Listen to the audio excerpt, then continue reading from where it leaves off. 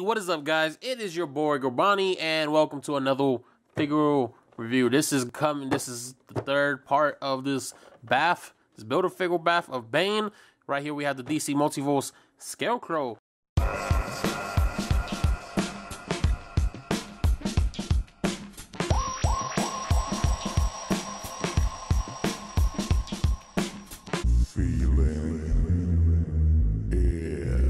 From Batman Last Night on Earth.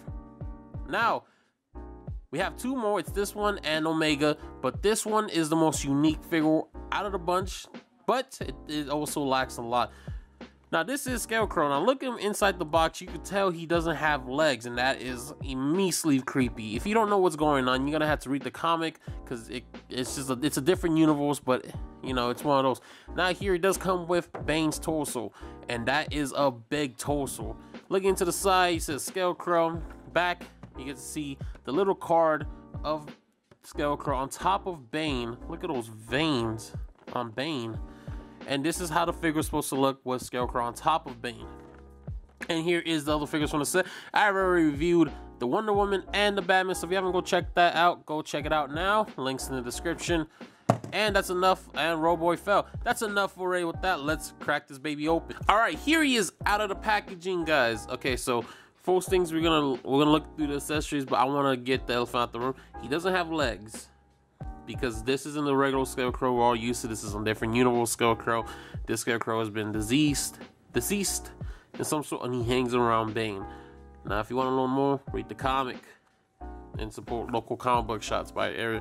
So look at the accessories. Here is his trading card. I already sleeved it up. Here you can see him with Bane, and man, that is me. I'll get that as a poster if I could get one. And here is his data file. And it shows only 2 feet 9 inches. God dang. Just a little read up. I'm gonna put them right here next to the other trading cards in the set.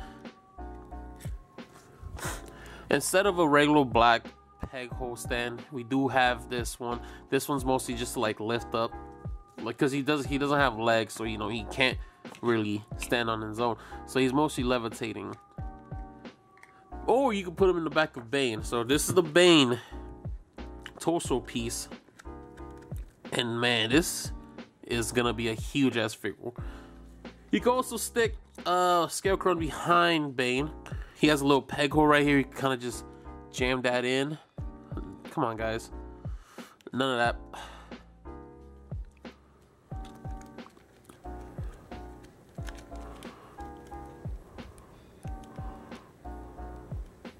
There we go. Look at that. When Bane's complete, I'm gonna put him posing with that. But until then, Bane, you're gonna go to the side.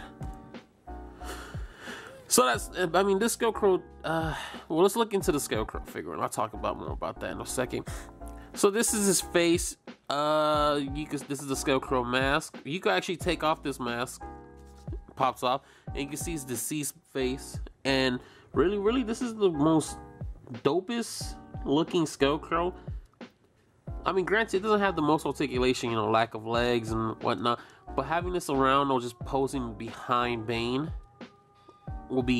it's gonna be really cool. It's gonna be really cool. So the mask doesn't really hinder it from doing any articulation. He can look up really high up with the mask or without the mask.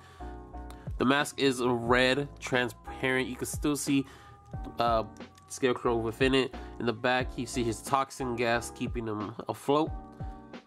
No pun intended. Looking down, he does have a noose around his neck. Don't condone that. He does come with this weird this brownish jacket, and you can see the inside of his skeleton in there. His guts. The peg is sculpted as his guts too. And then from his arms, he does have the scared. Oh look, they oppose too. They have articulation. That's really cool. This really super long Tim Burton-esque arms. Look at that. That is really cool. So looking into articulation, oh, you go see his tailbone right here. So looking into articulation, he does, with the mask on, he does move side to side. He looks up pretty well, and he looks down not quite as much, but without the mask, it's a little bit more. He does have arm rotation. Arms could go out that far. He does have single jointed elbows, and his fingers, like I said before, all articulated, so you could get these little devious poses, and you could have wrist rotation, so you could have him think or scratch his head. And that's pretty much it for the articulation, because he doesn't have anything down here. Now, to put him with the little peg stand, it's kind of tricky. I can't really get it unless, hold on. I mean, that's pretty much the most I could get. And you could just have him float.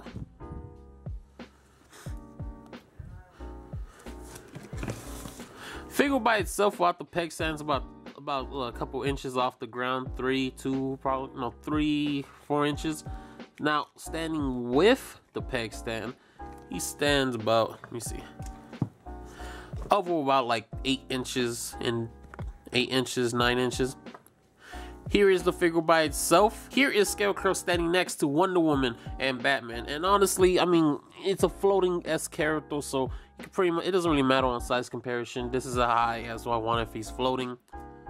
So this does stand around the same good height. Here he is standing next to the McFarlane Mortal Kombat Spawn. And honestly, these two work together. Like comparing and contrasting, like I could see both of them in the same, you know, universe. And here he is next to the Marvel Legends Daredevil, and it kind of works. I could see that working out, you know.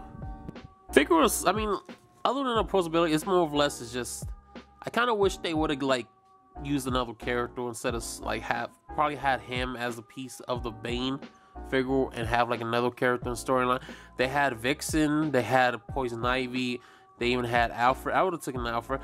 This by itself is more of an accessory, really. But before we even end it, I still have the segment, so let's get right into time for G's pin collection. This is where I show a pin, put up in the wall, and try to fill up this wall.